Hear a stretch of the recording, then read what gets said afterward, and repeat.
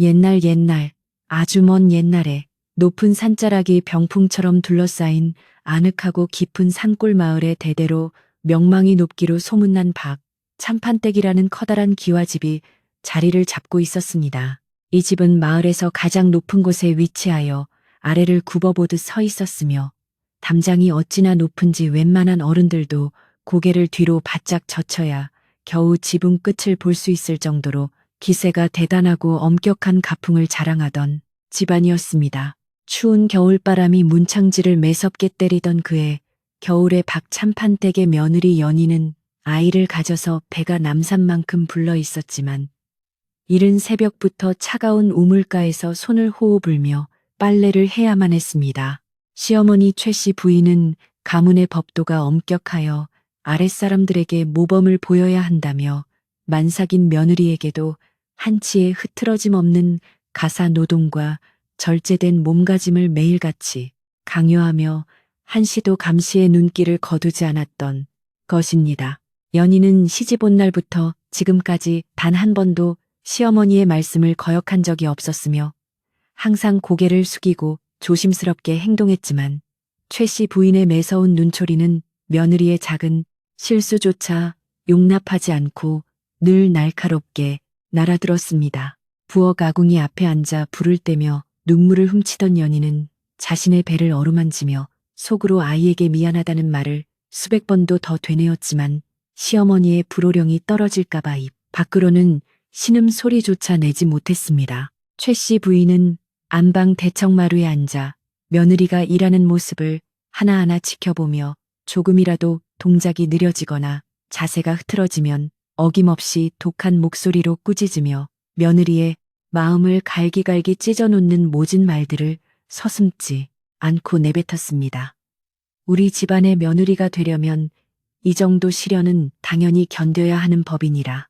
네가 게으름을 피우면 뱃속의 아이도 네 못된 성미를 닮을 것이니 한시도 쉬지 말고 몸을 움직여 가풍을 익히도록 하거라라고 차갑게 쏘아붙였습니다.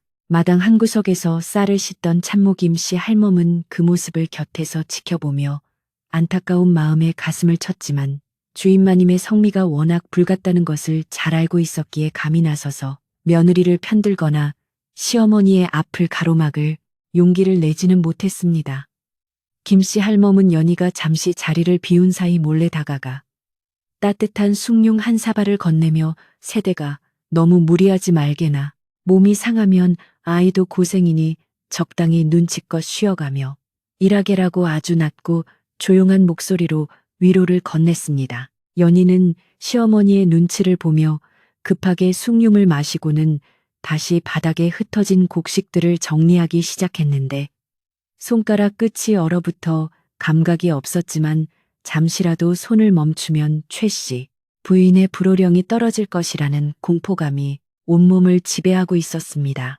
시어머니의 독한 소나기는 집안의 모든 질서를 꽉 움켜쥐고 있었으며 며느리 연희에게는 그 손길이 마치 자신을 조여오는 올가미처럼 느껴졌고 매일 밤 잠자리에 들 때마다 내일이 자신을 공공개서 오지 않기를 간절히 바라는 심정이 되었습니다. 방 안으로 들어가 바느질을 시작한 연희의 손길은 가늘게 떨리고 있었으며 바늘끝이 손가락을 찔러 붉은 피가 한 방울 떨어졌음에도 불구하고 시어머니가 방 밖에서 보고 있을지 모른다는 생각에 통증을 참고 묵묵히 바느질을 이어나갔습니다. 최씨 부인은 가끔씩 문을 벌컥 열고 들어와 며느리의 바느질 땀수를 확인하며 정성이 부족하면 옷이 비뚤어지는 법이다. 가문의 옷을 짓는 일이 어찌 네 몸 하나 편하고자 하는 일이겠느냐며 다시금 엄한 훈계를 늘어놓았습니다. 박서방은 아내가 겪는 고통을 모르는 바 아니었으나 효심이 지극하고 어머니의 기세가 워낙 강했던 탓에 아내의 편을 들어주기는커녕 오히려 어머니 앞에서 고개를 숙이고 침묵을 지키는 쪽을 택하며 아내에게 더 큰 외로움을 안겨주곤 했습니다. 연희는 남편에게조차 자신의 힘든 마음을 온전히 털어놓지 못한 채 밤마다 홀로 눈물을 훔치며 차가운 방바닥에서 몸을 웅크린 채 아이를 지키기 위한 처절한 싸움을 하루하루 힘겹게 이어가고 있었던 것입니다. 마을 사람들은 박찬판댁 담벼락 너머로 들려오는 최씨 부인의 고함과 며느리의 가냘픈 목소리를 들으며 혀를 찼으며 저 집 며느리는 아이를 품고도 하루도 편할 날이 없으니 저러다 큰일이라도 나면 어쩌나 하는 걱정 어린 소문들을 조심스럽게 주고받기 시작했습니다.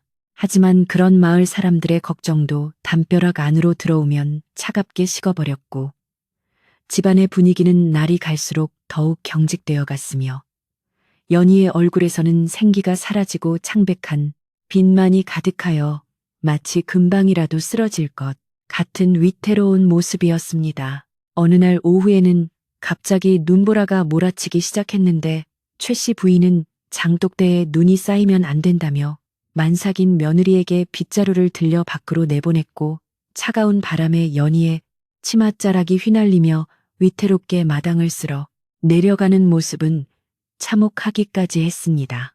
연희는 발이 미끄러질 뻔한 고비를 몇 번이나 넘기며 장독대에 눈을 치웠지만 시어머니는 창문을 살짝 열어 확인하고는 구석구석 깨끗이 치워야지 그게 무엇이냐며 다시 한번 소리를 질러 며느리의 정신을 혼미하게 만들고 말았습니다. 연희는 차가운 장독대 위에 잠시 손을 얹고 숨을 고르며 하늘을 올려다보았는데 회색빛 하늘에서 떨어지는 눈송이들이 마치 자신의 눈물처럼 느껴져 한참을 멍하니 서 있다가 이내 시어머니의 부름에 화들짝 놀라며 다시 허리를 굽히고 일을 시작했습니다. 그날 저녁 연희는 극심한 복통을 느꼈지만 시어머니에게 말하면 엄살 부린다는 소리를 들을까 두려워 입술을 깨물며 참았고 부엌 구석에서 김씨 할멈이 몰래 챙겨준 따뜻한 돌을 배에 대고 겨우 고통을 달래며 밤을 지새워야 했습니다. 시어머니의 요구는 날이 갈수록 기상천외하고 가혹해졌는데 한겨울에 산에서만 나는 귀한 나무를 구해오라고 하거나 집안 구석구석을 매일같이 물걸레질하게 하는 등 임산부가 감당하기에는 도저히 불가능한 일들을 가풍 유지라는 명목으로 강요하고 있었습니다. 연희는 몸이 무거워져 걸음걸이조차 힘겨운 상황에서도 시어머니의 명령이라면 무조건 따르려 애썼고 그런 며느리의 순종적인 태도는 오히려 최씨 부인으로 하여금 더 큰 권위, 의식을 느끼게 하여 압박의 강도를 높이는 결과를 초래했습니다. 집안의 공기는 숨이 막힐 듯 무거웠고 연희는 자신이 살고 있는 이 기와집이 거대한 감옥처럼 느껴졌으며 시어머니의 독한 소나귀에서 벗어날 길은 오직 아이를 건강하게 낳는 것뿐이라고 믿었기에 모든 수치와 고통을 묵묵히 감내하며 버티고 있었습니다. 그러나 연희의 체력은 이미 바닥을 드러내고 있었고 마음의 상처는 깊어질 대로 깊어져서 가끔씩 환청이 들릴 정도로 정신적으로도 피폐해진 상태였으며 마을의 의원조차 박찬판 댁 며느리의 안색을 보고는 조만간 큰 사단이 날 것이라며 고개를 저었습니다. 최씨 부인은 며느리가 힘들어하는 기색을 보일 때마다 내가 너만 할 때는 시어머니 모시며 밭일까지 다 해냈다.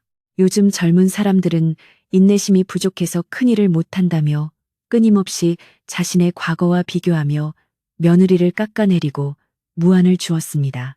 연희는 그런 시어머니의 말에 대꾸 한마디 하지 못하고 그저 죄송합니다. 어머니, 제가 부족해서 그렇습니다라고 고개를 숙여야만 했으며 그런 며느리의 낮은 자세가 시어머니의 독선적인 태도를 더욱 부채질하고 있다는 사실을 아무도 지적하지 못했습니다. 하루는 마당에 우물이 얼어붙어 물을 태기가 힘들어졌는데 최씨 부인은 하인들을 시키지 않고 굳이 며느리 연희에게 얼음을 깨고 물을 길어오라고 명령하여 연희는 얼어붙은 손가락으로 무거운 물동이를 머리에 이고 아슬아슬하게 빙판길을 걸어야만 했습니다.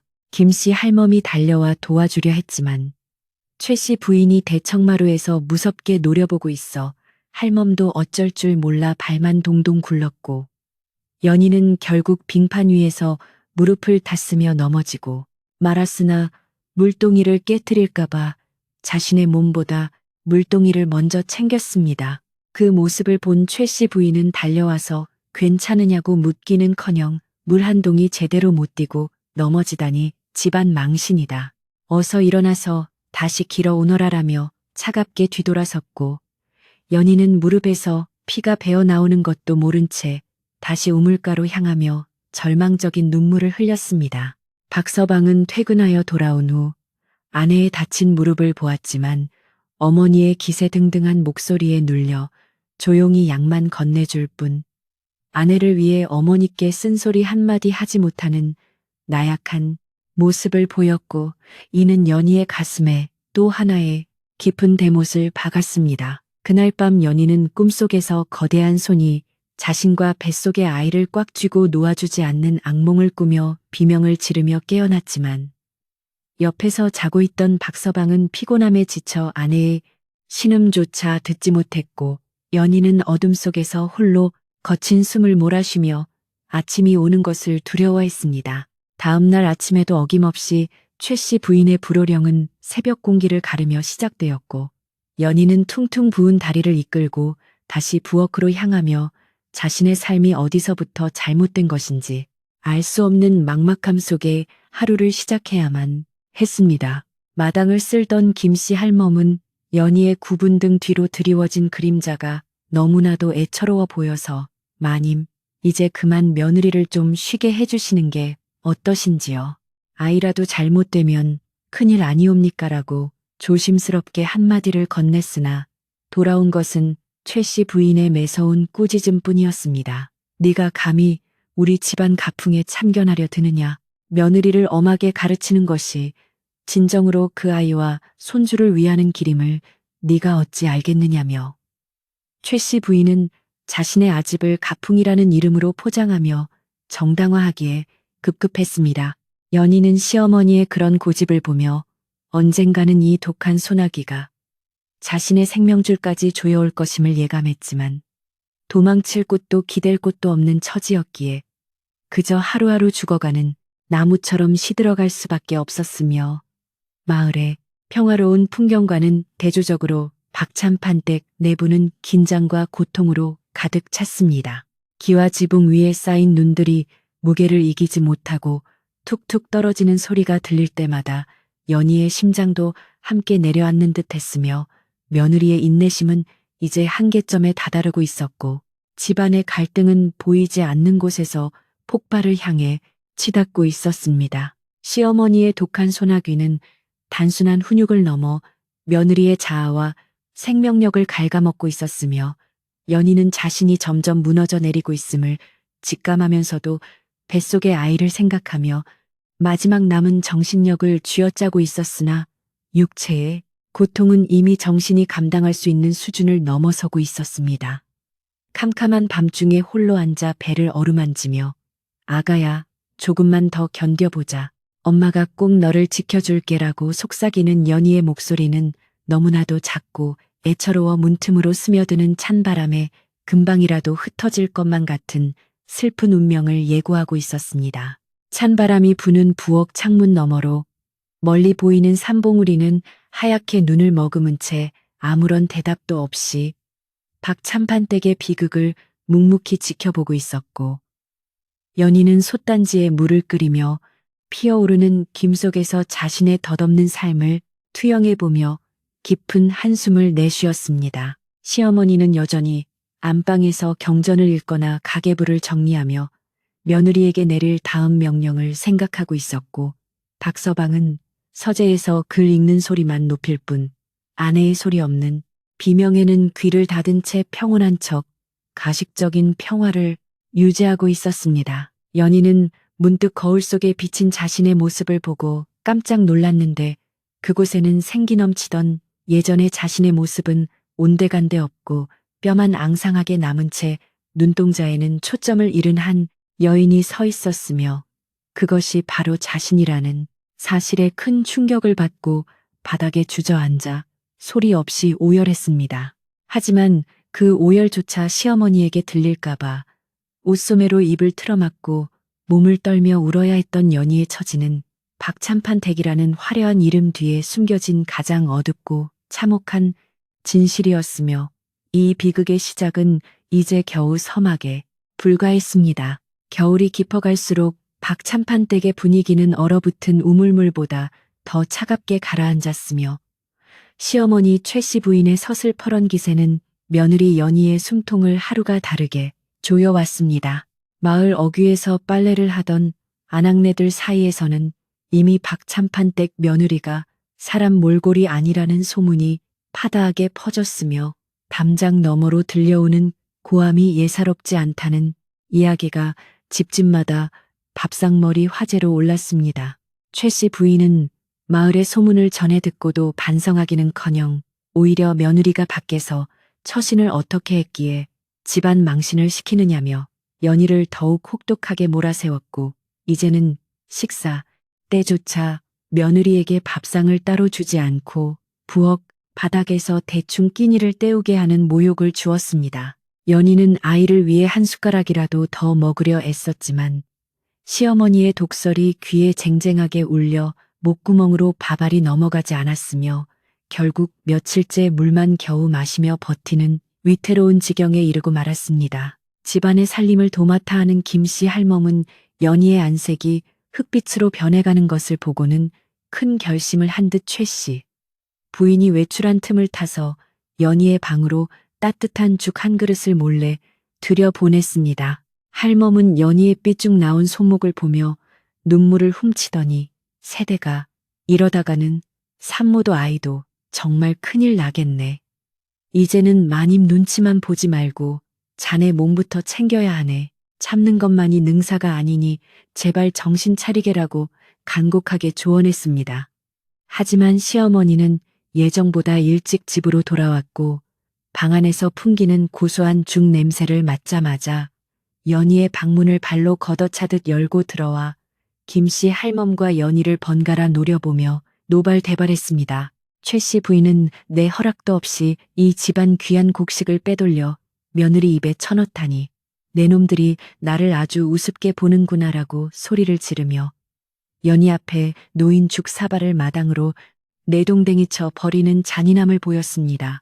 박찬판 댁 마당에 흩어진 죽 위로 차가운 눈발이 흩날렸고 연희는 바닥에 엎드려 잘못했다며 빌고 또 빌었지만 최 씨 부인의 화는 가라앉지 않았으며 오히려 연희에게 벌로 찬물 가득 담긴 항아리를 머리에 이고 마당에서 있으라는 가혹한 명을 내렸습니다. 만삭인 며느리가 찬바람을 맞으며 마당에 서 있는 모습은 지나가던 하인들도 차마 눈을 뜨고 보지 못할 만큼 처참했으나 누구 하나 최 씨 부인의 서슬퍼런 명령에 토를 달지 못하고 고개를 돌릴 뿐이었습니다. 마을의 최고 어르신인 이 주사댁 부인이 마침 박찬판 댁을 방문했다가 이 광경을 목격하고는 깜짝 놀라 최 씨 부인을 나무랐지만 고집불통인 시어머니는 이것은 우리 집안의 훈육 방식이니 남들은 상관 마시오라며 대문을 걸어 잠가 버렸습니다.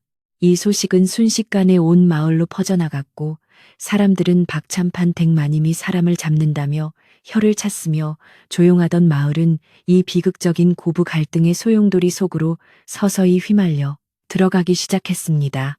남편 박서방도 이번만큼은 심각성을 느꼈는지 밤늦게 서재로 찾아온 김씨 할멈의 간청을 듣고 어머니의 방을 찾아갔으나 최 씨 부인은 네 처가 집안의 위계를 흔드는데 내가 가만히 있겠느냐. 네가 아내를 감싸고 돌수록 저 아이는 더 방자해질 것이다라며 박서방의 입을 막아버렸습니다. 박서방은 아내의 방으로 돌아와 신음하는 연희의 손을 잡았지만 이미 차갑게 식어버린 아내의 손은 남편의 온기를 거부하듯 힘없이 풀어졌으며 연희의 마음속에는 이미 깊은 절망의 그림자가 뿌리를 내리고 있었습니다. 며칠 뒤 연희는 시어머니의 강요로 무거운 장작 더미를 옮기다가 갑작스러운 진통을 느끼며 마당 한가운데에 쓰러졌지만 최 씨 부인은 아직 다리 차지 않았는데 무슨 엄살이냐. 어서 일어나서 일을 끝내지 못하겠느냐며 채근했습니다. 연희는 바닥을 긁으며 신음했지만 시어머니의 독한 소나기는 며느리의 어깨를 거칠게 잡아 일으키려 했고 그 순간 연희의 하얀 버선 위로 붉은 핏방울이 하나둘 떨어지기 시작하면서 집안의 모든 기류가 급박하게 요동치기 시작했습니다. 그 핏자국을 보고서야 김씨 할멈이 비명을 지르며 달려왔고 집안은 순식간에 아수라장이 되었으나 최씨 부인은 당황하면서도 끝까지 기력이 약해서 그런 것이니 방에 넣어두면 괜찮을 것이다라며 의원을 부르려는 것을 가로막는 무모함을 보였습니다. 하지만 연희의 안색은 이미 죽은 사람처럼 창백해졌으며 고통을 참지 못한 그녀는 끝내 정신을 잃고 차가운 마당 위로 무너져 내렸고 그 모습은 마치 꺾여버린 백합처럼 가련하여 보는 이들의 가슴을 미어지게 만들었습니다. 소식을 들은 마을 사람들은 담장 밖으로 몰려와 집안의 상황을 살폈으며 누군가는 큰 소리로 사람 죽이겠다, 당장 의원을 불러라라고 외치며 박찬판댁의 담을 흔들었고 그제야 상황의 위중함을 깨달은 박서방이 어머니의 만류를 뿌리치고 의원을 부르러 달려나갔습니다. 집안에 남아있던 최씨 부인은 여전히 자신의 잘못을 인정하지 않은 채 운수가 나쁘려니 이런 일이 생기는구나라며 혀를 찼지만 그녀의 눈동자에도 처음으로 숨길 수 없는 떨림과 불안함이 스쳐 지나가기 시작했습니다. 방 안으로 옮겨진 연희는 깨어날 줄 몰랐고 김씨 할멈은 연희의 배를 쓸어내리며 뜨거운 물을 준비하고 산시를 차리기 시작했지만 만삭이 아닌 상태에서의 출혈은 불길한 징조였기에 방 안에는 무거운 정적만이 감돌았습니다. 최씨 부인은 대청마루에 앉아 쉼없이 엄주를 돌리며 기도를 하는 척했지만 그것은 며느리를 위한 기도가 아니라 자신의 명성에 흠집이 날까 두려워하는 비겁한 마음에서 비롯된 위선적인 행동에 불과했습니다. 의원이 도착하여 연희의 맥을 짚어보고는 고개를 절레절레 저으며 산모의 기력이 이토록 쇠잔해진 것은 단순히 체질 탓이 아니라 심각한 학대와 과로 때문입니다. 이대로는 산모는 물론이고 아이의 생명도 보장할 수 없습니다.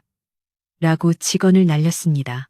의원의 말에 방 밖에 서 있던 박서방은 무너져 내렸으며 김씨 할멈은 통곡을 했고 최씨 부인은 의원의 말을 부정하듯 우리 집안이 얼마나 잘 먹이고 입혔는데 그게 무슨 소리냐며 끝까지 큰 소리를 쳤습니다. 마을 사람들은 의원의 말을 전해 듣고 분노했으며 저 독한 노인네가 결국 며느리를 죽이는구나 라며 박찬판댁을 향해 손가락질을 퍼부었으며 그 소리는 바람을 타고 최씨 부인의 귀에까지 전달되어 그녀의 고집스러운 마음을 조금씩 갉아먹기 시작했습니다. 연희는 의식 불명 상태에서도 계속해서 어머니 잘못했습니다. 살려주세요라고 헛소리를 내뱉었는데 그 절박한 외침은 방 안에 있는 모든 이들의 가슴을 칼로 도려내는 듯한 통증을 안겨주었습니다. 최씨 부인은 며느리의 헛소리를 듣고도 죽을 때가 되니 사람이 이상한 소리를 한다며 외면하려 했으나 그녀의 마음 밑바닥에서부터 피어오르는 알 수 없는 죄책감이 어깨를 무겁게 짓누르기 시작했고 자신이 휘둘러온 독한 소나기의 대가가 이토록 참혹할 줄은 꿈에도 몰랐던 것입니다. 김씨 할멈은 의원을 붙잡고 선생님, 제발 우리 새댁 좀 살려주십시오. 제가 대신 죽어도 좋으니 저 가여운 목숨만은 살려주셔야 합니다라고 울며 매달렸고 의원은 착잡한 심정으로 침을 놓으며 고군분투했습니다. 밤이 깊어질수록 연희의 호흡은 가빠졌고 방 안의 공기는 마치 멈춘 듯 무거웠으며 최씨 부인은 이제 자리에 앉아있지도 못하고 마루를 서성거렸지만 여전히 사과나 반성의 말은 단 한마디도 내뱉지 않은 채 굳게 담은 입술만 파르르 떨고 있었습니다. 박서방은 아내의 머리맡을 지키며 자신의 나약함을 자책하고 있었고 밖에서는 마을 사람들이 등불을 켜고 모여 앉아 연희가 무사하기를 바라는 간절한 마음으로 밤을 지새우는 기이한 풍경이 연출되었습니다. 가문의 법도와 명예만을 중시하던 최씨 부인의 오만이 부른 이 참사는 이제 단순한 집안 문제를 넘어 마을 전체의 비극으로 번져가고 있었으며 며느리의 고통을 외면했던 모든 순간들이 날카로운 화살이 되어 돌아오고 있었습니다. 연희의 가녀린 손가락이 미세하게 떨릴 때마다 김씨 할멈은 그녀의 이름을 부르며 절규했고 그 소리는 박참판댁의 높은 담장을 넘어 차가운 밤 공기 속으로 울려 퍼지며 듣는 이들의 눈시울을 적셨습니다. 시어머니의 독한 소나기 아래서 무너져 내린 임산부 며느리의 슬픈 운명이 과연 어떤 결말을 맞이하게 될지 마을 전체가 숨을 죽이고 지켜보는 가운데 겨울밤은 점점 더 깊어만 갔으며 연희의 생명줄은 이제 가느다란 실바람에도 끊어질 듯 위태로워 보였습니다. 하지만 최 씨 부인은 여전히 자신이 옳았다는 망상에서 완전히 벗어나지 못한 채 며느리의 방을 노려보고 있었으며 그 독한 시선 속에는 여전히 일말의 자비심보다는 자신의 권위가 무너질까 걱정하는 추악한 마음이 서려 있었습니다. 연희는 깊은 어둠 속에서 끊임없이 들려오는 시어머니의 꾸짖음을 피해 도망치고 있었고 아이를 지키기 위해 필사적으로 무언가를 붙잡으려 했지만 그녀의 손에 잡히는 것은 오직 차가운 바람과 뾰족한 가시뿐이었으며 그녀의 영혼은 서서히 육체를 떠날 준비를 하는 듯 고요해졌습니다. 의원이 잠시 방 밖으로 나와 고개를 푹 숙이자 박서방은 그 자리에 주저앉아 통곡을 터뜨렸으며 그 울음소리는 고요한 산골 마을의 정적을 깨뜨리며 이 비극이 결코 쉽게 끝나지 않을 것임을 예고하고 있었습니다. 마을의 노인들은 박참판댁의 담장을 바라보며 조상대대로 쌓아온 덕이 저 독한 여편네 한 명 때문에 다 무너지는구나라고 한탄했으며 하늘에서는 마치 연희의 슬픔을 위로하듯 더 굵은 눈송이가 펑펑 쏟아져 내려온 세상을 하얗게 덮어버렸습니다. 그러나 그 하얀 눈 아래에는 시어머니의 모진 학대로 피 흘리며 쓰러진 며느리의 상처가 깊게 새겨져 있었으며 그 상처는 그 어떤 눈으로도 덮을 수 없을 만큼 깊고도 선명하게 마을 사람들의 가슴 속에 각인되었습니다. 연희의 숨소리가 점점 잦아들 무렵 시어머니 최 씨 부인은 갑자기 안방으로 들어가 문을 걸어 잠갔는데 그것이 반성인지 아니면 현실 도피인지는 알 수 없었으나 그녀의 침묵은 오히려 더 큰 폭풍우 전의 고요함처럼 느껴져 사람들을 불안하게 만들었습니다. 김씨 할멈은 마지막 힘을 다해 연희의 귀에 대고 살아야 하네. 아이를 생각해서라도 꼭 눈을 떠야 하네라고 절규하듯 속삭였고 그 애절한 목소리가 어둠 속에 잠긴 연희의 의식을 아주 조금씩 흔들어 깨우기 시작했습니다. 새벽녘의 서늘한 기운이 박참판댁의 기와 지붕을 타고 내려와 문틈으로 스며들 때쯤 연희의 방 안에서는 죽음과도 같은 무거운 침묵을 깨고 희미한 신음소리가 새어나오기 시작했습니다. 의원은 밤새 잠 한숨 자지 못한 채 연희의 맥을 짚으며 구슬땀을 흘리고 있었고 김씨 할멈은 정화수를 떠놓고 하늘에 빌며 며느리의 차가운 손발을 쉼없이 주무르며 온기를 불어넣으려 애썼습니다. 연희의 감긴 눈꺼풀 아래로 눈물 한 방울이 소리 없이 흘러내렸는데 그것은 시어머니의 독한 소나기 아래서 짓눌려온 서러움이자 남은 생명을 붙잡으려는 마지막 몸부림처럼 보였습니다. 최 씨 부인은 안방에 틀어박혀 겉으로는 위엄을 지키려 했으나 마음속으로는 마을 사람들의 수군거림과 며느리의 위태로운 상태 때문에 손가락을 가만히 두지 못하고 끊임없이 염주를 굴리며 초조함을 감추지 못했습니다.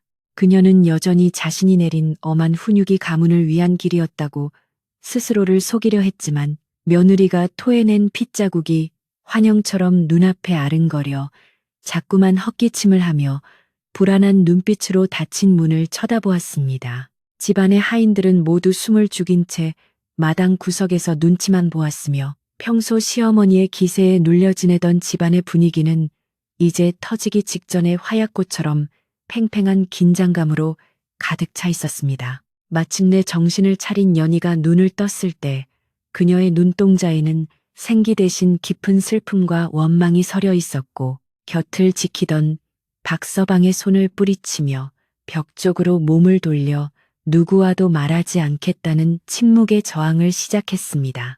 의원은 며느리의 상태를 살핀 뒤 육신의 병은 고칠 수 있으나 마음의 병이 이미 뼛속까지 깊게 사무쳐 있으니 이대로라면 아이가 무사히 태어나더라도 산모의 정신이 온전치 못할까 걱정됩니다라며 엄중하게 경고를 남겼습니다. 김씨 할멈은 의원의 말을 듣고 통곡하며 대청마루로 뛰어나가 마님, 이제는 정말 며느님께 사죄하셔야 합니다. 사람이 살아야 집안도 있고 법도도 있는 법이지. 어찌 이리 모질게만 하십니까? 라고 소리 높여 절규했습니다. 마을의 소문은 이제 박참판 댁의 담장을 넘어 인근 고을까지 퍼져나갔으며 평소 인자하기로 소문난 박참판의 명예는 시어머니의 독단적인 행동으로 인해 땅에 떨어져 마을 어르신들이 집 앞으로 찾아와 해명을 요구하는 지경에 이르렀습니다. 최 씨 부인은 마을 사람들의 압박에 못 이겨 마지못해 며느리의 방을 찾았으나 사과 한마디 대신 몸을 그리 약하게 타고 나서 집안에 걱정을 끼치니 참으로 박복한 일이로구나라며 끝까지 독서를 멈추지 않는 완고함을 보였습니다. 연희는 시어머니의 목소리가 들리자 온몸을 사시나무 떨듯 떨며 배를 감싸 안았는데 그 모습은 마치 맹수 앞에 놓인 어린 사슴처럼 애처로워 보는 이들의 분노를 자아내기에 충분했습니다. 박서방은 아내의 처참한 몰골과 어머니의 굽힐 줄 모르는 고집 사이에서 더 이상 침묵할 수 없음을 깨닫고 서재에 고이 모셔두었던 가문의 족보와 법전들을 마당으로 들고 나와 어머니가 보는 앞에서 바닥에 내팽개쳤습니다. 그는 어머니께서 말씀하시는 그 가풍이 사람을 죽이는 가풍이라면 저는 더 이상 이 집안의 아들로 살지 않겠습니다. 제 아내와 아이를 죽이면서까지 지켜야 할 명예가 도대체 무엇입니까라고 울분을 토하며 처음으로 어머니의 권위에 정면으로 맞서기 시작했습니다. 시어머니는 아들의 돌발적인 행동에 충격을 받은 듯 넋이 나간 표정으로 마당에 떨어진 책들을 바라보았고 집안의 공기는 순식간에 얼어붙은 듯 정지되었습니다. 김씨 할멈은 박서방의 용기에 힘을 얻어 그동안 최 씨 부인이 몰래 며느리에게 자행해온 갖가지 모진 일들을 마을 사람들 앞에서 낱낱이 밝히기로 결심하고 대문을 활짝 열어젖히며 마을 사람들을 집 안으로 불러들였습니다. 할멈은 여러분 보십시오. 우리 가여운 새댁이 한겨울에 얼음물을 냈고 만삭의 몸으로 장작을 패며 시어머니의 독한 소나기 속에서 어떻게 죽어갔는지 똑똑히 보셔야 합니다라고 외치며 그동안 숨겨왔던 진실들을 하나하나 폭로하기 시작했습니다. 마을 사람들은 할멈의 증언을 들으며 탄식과 분노를 쏟아냈고 최 씨 부인은 당황하여 방 안으로 도망치려 했으나 이미 수많은 눈동자가 그녀의 뒤를 쫓고 있었습니다.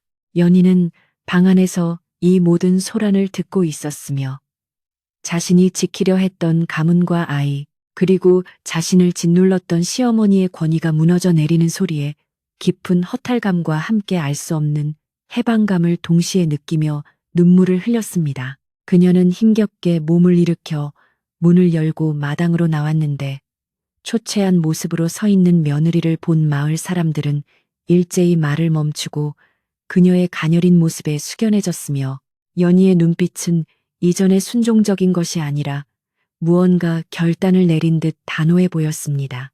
연희는 시어머니를 똑바로 응시하며 어머니, 제가 죽어야 이 독한 손길을 멈추시겠습니까? 제 아이는 결코 이 차가운 집안의 법도 속에서 자라게 하지 않겠습니다라고 나직하지만 힘있는 목소리로 일갈했습니다. 시어머니 최 씨 부인은 며느리의 갑작스러운 변화와 아들의 반항 그리고 마을 사람들의 비난 섞인 시선에 가로막혀 발을 동동 굴렀으나 여전히 자신의 허물을 인정하기보다는 남 탓을 하느라 바쁜 비겁한 모습을 보여 더욱 큰 공분을 샀습니다. 그녀는 내가 무엇을 잘못했다고 이러느냐. 모두가 나를 모함하는구나라고 소리를 질렀지만 그 목소리는 예전처럼 힘이 실리지 않고 허공에서 흩어질 뿐이었으며 그녀가 쌓아올린 거대한 권위의 성벽은 이미 밑바닥부터 무너져 내리고 있었습니다.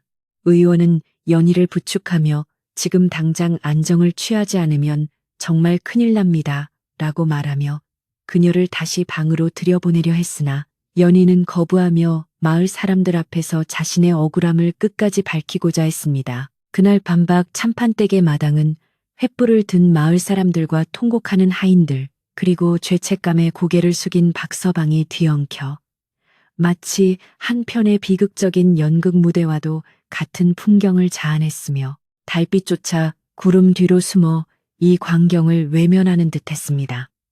최 씨 부인은 자신의 방 안에서 문을 걸어 잠그고 밖의 소리를 듣지 않으려 귀를 막았지만 며느리의 원망 섞인 목소리와 아들의 절규는 창지를 뚫고 들어와 그녀의 심장을 날카롭게 핥히며 평생 잊지 못할 죄책감의 씨앗을 심어주었습니다.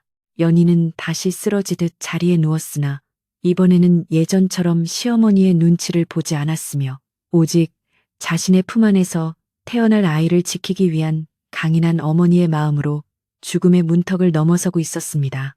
마을의 분위기는 급격히 냉각되었고 다음 날 아침이 밝았을 때 박참판 댁은 이전의 화려함은 온데간데 없이 마치 상을 당한 집처럼 고요하고 쓸쓸한 기운만이 감돌았으며 최 씨 부인은 하룻밤 사이에 머리가 하얗게 셀 정도로 큰 정신적 충격을 받은 듯했습니다. 하지만 연희의 마음속에는 여전히 시어머니에 대한 공포와 원망이 도사리고 있었기에 그녀가 진정으로 웃음을 되찾기 위해서는 더 큰 변화와 화해의 계기가 필요했으며 마을 사람들은 이 집안의 비극이 어떻게 마무리될지 숨을 죽이며 다음 상황을 기다리고 있었습니다. 시어머니의 독한 소나기는 이제 힘을 잃었으나 그 손길이 남긴 상처는 너무나 깊어 쉽게 아물 것 같지 않았고 며느리는 무너진 자존감을 다시 세우기 위해 처절한 회복의 과정을 견뎌내야만 했습니다. 김씨 할멈은 아침 일찍 연희에게 미역국을 끓여다 주며 이제 다 끝났네. 마님도 이제는 함부로 못 하실 테니 마음 굳게 먹고 아이 낳을 준비나 하게나라고 다독였으나 연희의 시선은 여전히 허공을 향해 있었으며 그녀의 마음속에는 이미 이 집을 떠나고 싶다는 간절한 염원이 자리 잡고 있었습니다.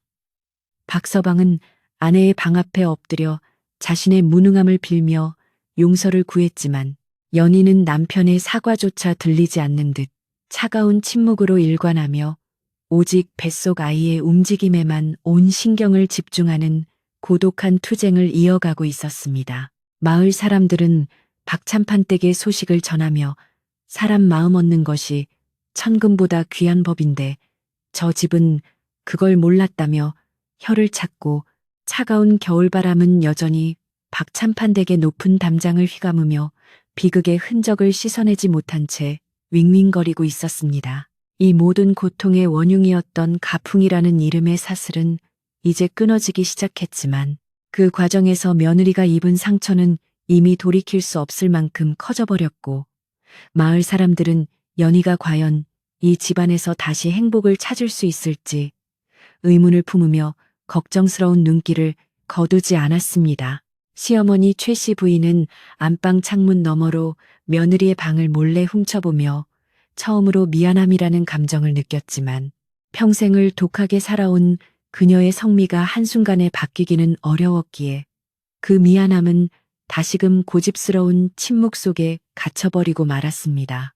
그렇게 박참판 댁의 갈등은 최고조에 달했다가 잠시 멈춘 듯 보였으나 그것은 진정한 해결이 아니라 더 큰 폭발을 앞둔 일시적인 정적에 불과했으며 연희의 결단은 이제 마을 전체를 뒤흔들 준비를 하고 있었습니다. 연희는 마침내 보따리를 싸기 시작했고 이를 발견한 김씨 할멈이 놀라 말리려 했으나 연희의 눈빛에는 그 누구도 꺾을 수 없는 강한 의지가 담겨 있었기에 할멈도 차마 그녀의 팔을 붙잡지 못하고 그저 뒤에서 소매를 적시며 바라볼 수밖에 없었습니다. 할멈, 저는 여기서 죽고 싶지 않습니다. 제 아이를 이 차가운 땅에서 낳아 시어머니의 독한 소나귀에 맡길 수는 없습니다. 라고 말하는 연희의 목소리는 슬펐지만 결코 흔들리지 않았으며 그녀의 탈출 시도는 박참판 댁의 권위를 마지막으로 무너뜨리는 결정적인 사건이 되었습니다. 이 소식은 곧바로 최 씨 부인의 귀에 들어갔고 그녀는 버선발로 뛰어나와 며느리를 막아서려 했으나 연희는 이미 시어머니의 눈을 똑바로 쳐다보며 자신의 길을 가겠다는 선언을 함으로써 고부간의 오랜 위계 질서를 완전히 파괴해 버렸습니다. 최 씨 부인은 며느리의 기세에 눌려 뒷걸음질을 쳤고 자신이 그토록 자랑스럽게 여겼던 가문과 권력이 한낱 종이장보다 가볍게 흩어지는 것을 목격하며 비로소 자신의 죄가 얼마나 무거운지를 온몸으로 느끼기 시작했으며 그녀의 독한 소나귀는 힘없이 풀려 바닥으로 떨어졌습니다. 마을 사람들은 담장 밖에서 이 광경을 보며 연희의 용기에 박수를 보냈고 박서방은 아내의 뒤를 따라 나서며 내가 당신을 지키겠소. 어디든 함께 가겠소라고 외치며 처음으로 어머니의 품을 완전히 벗어나는 성장의 모습을 보여주었습니다. 집안의 모든 권위가 무너지고 진실이 밝혀지는 순간 연희는 비로소 가슴을 짓누르던 돌덩어리가 내려앉는 것을 느꼈으며 그녀의 뱃속에서 아이가 힘차게 발길질을 하는 것을 느끼며 희망이라는 단어를 다시금 가슴 속에 새기기 시작했습니다.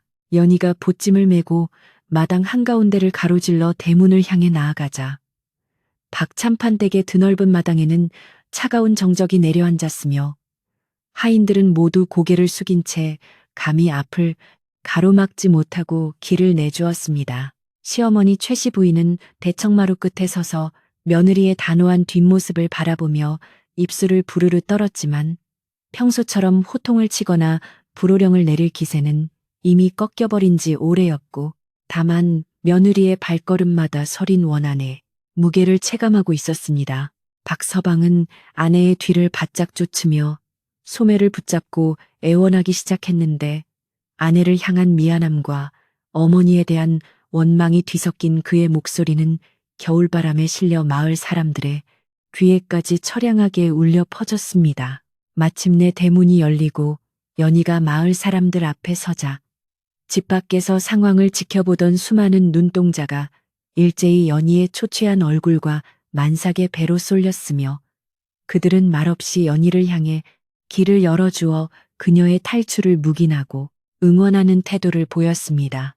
마을 이장은 더 이상 참을 수 없다는 듯 박참판댁 마당으로 들어와 최 씨 부인을 향해 고함을 쳤는데 이 집안의 가풍이 도를 넘어 사람의 목숨을 경시하고 있으니 이제는 관가에 알려서라도 이 일을 바로잡겠다고 엄포를 놓았습니다. 마을 사람들도 이장의 말에 동조하며 박참판댁의 담벼락을 두드리고 소리를 높여 시어머니의 독한 행실을 비난하기 시작하자 천하를 호령할 것 같던 최 씨 부인의 권위는 한순간에 모래성처럼 무너져 내리고 말았습니다. 최 씨 부인은 마을 사람들의 거센 항의와 며느리의 단호한 태도에 큰 충격을 받은 듯 마루 기둥을 붙잡고 겨우 몸을 지탱하며 서 있다가 갑자기 가슴을 부여잡고 주저앉아 꺽꺽거리며 고통스러운 숨을 몰아쉬기 시작했습니다.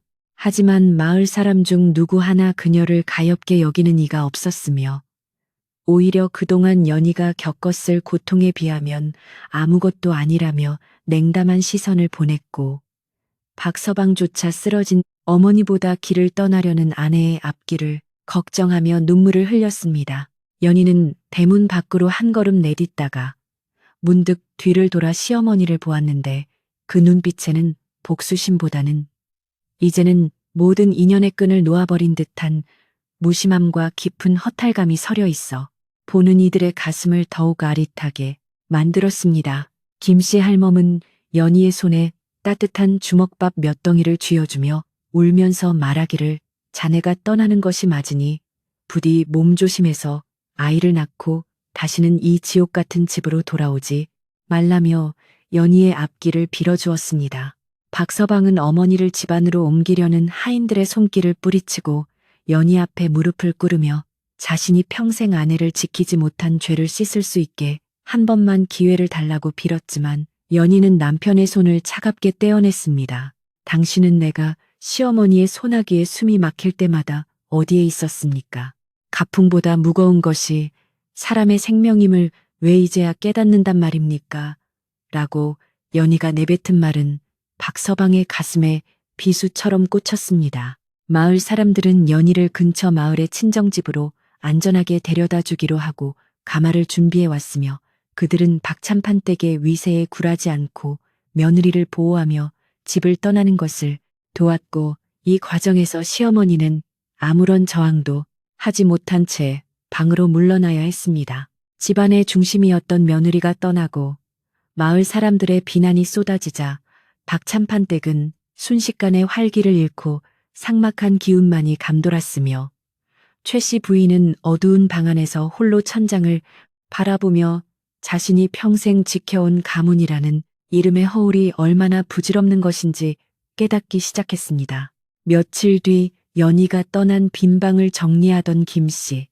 할멈은 연희가 남긴 낡은 버선과 누더기가 된 옷가지를 발견하고 다시 한번 통곡하며 주인의 모진 성미가 남긴 참혹한 흔적을 마을 사람들에게 보여주었습니다. 최 씨 부인은 며칠 동안 식음을 전폐하고 드러누워 있었는데 매일 밤 꿈속에서 며느리가 피를 흘리며 자신을 원망하는 환영에 시달리며 비명을 지르곤 했고 그 소리는 담장을 넘어 마을 사람들로 하여금 박찬판 댁의 귀신이 들렸다는 소문까지 돌게 만들었습니다. 박서방은 매일 친정집으로 찾아가 문전박대를 당하면서도 아내의 안부를 물으며 용서를 구했고 연희는 처음에는 눈길조차 주지 않았지만 시간이 흐르며 남편의 진심 어린 참회와 시어머니가 알아누웠다는 소식에 조금씩 마음의 빗장을 열 준비를 하고 있었습니다. 마을에서는 이 사건을 계기로 며느리를 함부로 대하던 집안들이 자성하는 분위기가 형성되었으며 박찬판 댁의 비극은 사람들에게 사람 위에 법도 없고 가풍보다 정이 먼저라는 큰 가르침을 남기게 되었습니다. 어느 날 오후 시어머니 최 씨 부인은 기력을 되찾자마자 마을 사람들의 눈을 피해 홀로 연희의 친정집으로 향했는데 그녀의 손에는 며느리를 위해 준비한 산후조리용 보약과 따뜻한 소미불이 들려 있었으며 평생 남에게 고개를 숙여본 적 없는 그녀가 며느리 앞에 무릎을 꿇었습니다. 최 씨 부인은 연희의 손을 잡고 눈물을 흘리며 내가 모질었다. 내가 이 집안을 지켜야 한다는 강박에 눈이 멀어 너와 아이를 죽일 뻔했구나. 이 늙은이의 죄를 부디 너그럽게 용서해다오라고 진심으로 사죄하며 오열했습니다. 연희는 처음에는 당황하여 시어머니를 외면하려 했으나 그녀의 야윈 손과 진심 어린 눈물을 보며 가슴속 깊이 쌓여있던 앙금이 조금씩 녹아내리는 것을 느꼈고 뱃속의 아이도 마치 화해를 반기듯 힘차게 발길질을 했습니다. 시어머니의 진심 어린 사과가 전해지자 마을의 분위기는 다시 부드러워지기 시작했고 사람들은 최 씨 부인이 자신의 과오를 뉘우치고 직접 며느리를 모시러 왔다는 소식에 박찬판 댁에 다시 평화가 찾아올 것이라는 기대를 품게 되었습니다. 박서방은 어머니와 아내가 마주 앉아 눈물을 흘리는 모습을 보고 안도의 한숨을 내쉬었으며 그는 이제부터는 결코 어머니의 그늘 뒤에 숨지 않고 아내와 아이를 당당히 지키는 가장이 되겠다고 굳게 다짐했습니다. 연희는 시어머니의 사과를 받아들였지만 당장 집으로 돌아가지는 않겠다고 말하며 자신의 몸과 마음이 완전히 회복될 때까지 기다려 달라는 조건을 걸었고 최 씨 부인은 기쁜 마음으로 며느리의 모든 요구를 들어주기로 약속했습니다. 박찬판 댁 마당에서는 다시 아궁이에 불이 지펴지고 가마솥에서 김이 무럭무럭 피어나기 시작했으며 김씨 할멈은 흥얼거리며 며느리가 돌아오면 먹일 영양식을 준비하느라 바삐 움직여 집안은 오랜만에 사람 사는 냄새가 나기 시작했습니다.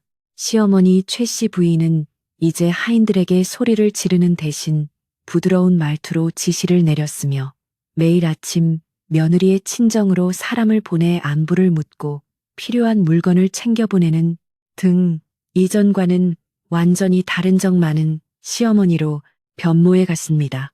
마을 사람들은 박찬판 댁 마님의 변신을 보고 사람은 역시 큰일을 겪어야 정신을 차린다고 말하면서도 고부간의 갈등이 원만하게 해결되어 가는 과정을 흐뭇한 미소로 지켜보며 응원을 아끼지 않았습니다. 한겨울의 매서운 추위가 지나가고 산자락의 아지랑이가 피어오를 무렵 연희는 비로소 마음의 안정을 되찾고 다시 박참판댁으로 돌아오기로 결심했으며 그녀가 가마를 타고 마을 입구에 들어설 때 마을 사람들은 길가에 나와 따뜻한 환영 인사를 건넸습니다. 대문 앞까지 마중 나온 시어머니는 며느리의 손을 꼭 잡으며 어서 오너라. 네가 없는 동안 집안이 얼마나 쓸쓸했는지 모른다며 따뜻하게 맞아주었고 연희는 시어머니의 눈에서 예전의 그 도끼서린 광기가 아닌 자애로운 할머니의 눈빛을 읽을 수 있었습니다. 박서방은 아내의 짐을 직접 들고 방으로 안내했으며 연희가 다시 자신의 자리를 되찾자 집안의 모든 공기는 봄 기운처럼 포근하게 변하여 지난 겨울에 참혹했던 기억들을 하나둘씩 씻어내기 시작했습니다. 연희는 돌아온 첫날 밤 시어머니의 손을 잡고 조용히 이야기를 나누었는데 그녀는 이제 시어머니의 독한 소나기가 자신을 억누르는 것이 아니라 따뜻하게 감싸 안는 보호막이 되었음을 느꼈고 두 사람은 밤새도록 지난 날의 오해와 아픔을 털어놓으며 눈물을 흘렸습니다. 최 씨 부인은 며느리에게 가문의 보석과 열쇠 꾸러미를 넘겨주며 이제부터는 네가 이 집의 안주인으로서 모든 일을 결정하고 나는 그저 뒤에서 너를 돕겠다고 선언하여 집안의 위계질서가 권위가 아닌 사랑으로 다시 세워졌음을 선포했습니다. 연희는 시어머니의 배려에 감동하여 더 정성껏 시어머니를 모실 것을 약속했고 박참판댁의 갈등은 전화위복이 되어 이전보다 훨씬 더 단단하고 화목한 가정을 이루는 계기가 되었습니다. 마을에는 다시 평화가 찾아왔고 박참판댁의 담장 너머로는 더 이상 고함이나 통곡 소리가 들리지 않았으며 대신 따뜻한 웃음소리와 맛있는 음식 냄새가 흘러나와 지나가는 이들의 발걸음을 멈추게 만들고 기분 좋은 소문을 퍼뜨렸습니다. 연희의 뱃속 아이는 이제 세상 밖으로 나올 준비를 마친 듯 평온하게 숨을 쉬고 있었고 연희는 더 이상 내일이 오는 것을 두려워하지 않고 시어머니와 함께 아이를 맞이할 꿈을 꾸며 평온한 밤을 보낼 수 있게 되었습니다. 그렇게 시어머니의 독한 소나기 아래 무너졌던 임산부 며느리는 자신의 용기와 마을 사람들의 도움으로 다시 일어섰으며 그 과정은 고통스러웠지만 결과는 그 무엇보다 달콤하고 따뜻한 치유의 열매를 맺게 되었습니다. 따스한 봄볕이 박참판댁의 기와지붕 위로 포근하게 내려앉고 마당가에 심어둔 매화나무가 수줍게 꽃망울을 터뜨리던 어느 평화로운 오후에 드디어 연희의 진통이 시작되었습니다. 시어머니 최 씨 부인은 이전의 서슬퍼런 모습은 간데없이 버선발로 마당을 가로질러 다니며 직접 따뜻한 물을 끓이고 산실의 온도를 체크하는 등 며느리의 순산을 위해 온 정성을 다하는 모습을 보였습니다. 김 씨 할멈은 능숙한 솜씨로 산실을 정돈하며 연희의 곁을 지켰고 최 씨 부인은 문 밖에서 두 손을 모아 간절히 기도하며 며느리가 겪는 고통이 조금이라도 덜어지기를 바라고 또 바랐습니다. 마당에 모여든 하인들도 모두 숨을 죽인 채 안방에서 들려오는 연희의 가냘픈 신음 소리에 귀를 기울였으며 박서방은 안절부절 못하며 대청마루를 서성이다가 어머니의 손을 꼭 잡고 함께 기도를 올렸습니다. 진통은 밤늦게까지 이어졌으나 지난 겨울의 차가운 눈보라와는 달리 이번에는 방 안 가득 훈훈한 기운이 감돌았고 연희는 자신을 진심으로 걱정해주는 가족들의 마음을 느끼며 마지막 힘을 다해 생명의 문을 열었습니다.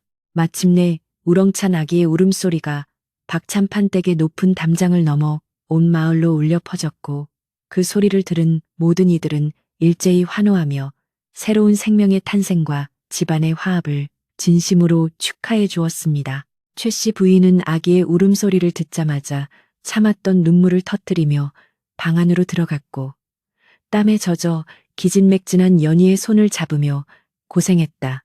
정말 고생했다 내 딸아라고 말하며 며느리를 친딸처럼 따뜻하게 품에 안아주었습니다.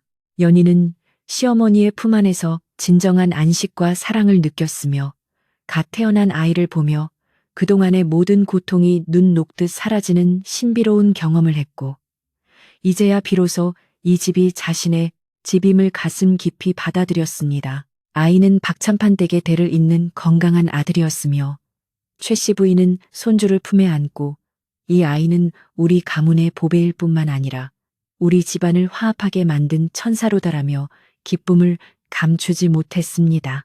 마을 사람들은 박찬판 댁의 등남 소식을 듣고 너도 나도 떡과 과일을 들고 찾아와 축하 인사를 건넸으며 최 씨 부인은 마을 사람들을 모두 마당으로 불러 모아 성대한 잔치를 베풀어 지난날의 과오를 씻고 인심을 베풀었습니다. 잔치 마당에서 최 씨 부인은 마을 어르신들께 술잔을 올리며 제가 그동안 아집에 눈이 멀어 며느리를 괴롭혔던 죄를 이 잔치로 조금이나마 씻고자 합니다라고 공개적으로 사과하여 마을 사람들의 존경을 다시 얻되었습니다. 연희는 방 안에서 들려오는 활기찬 웃음소리와 풍악 소리를 들으며 평온한 미소를 지었고 김씨 할멈이 정성껏 끓여온 미역국을 한 그릇 뚝딱 비우며 빠르게 기력을 회복해 나갔습니다. 박서방은 아내의 머리맡에 앉아 부채질을 해주며 이제부터는 우리 세 식구 그리고 어머니와 함께 이 집을 세상에서 가장 따뜻한 곳으로 만듭시다라고 약속했고 연희는 남편의 든든한 모습에 고개를 끄덕이며 신뢰의 눈빛을 보냈습니다.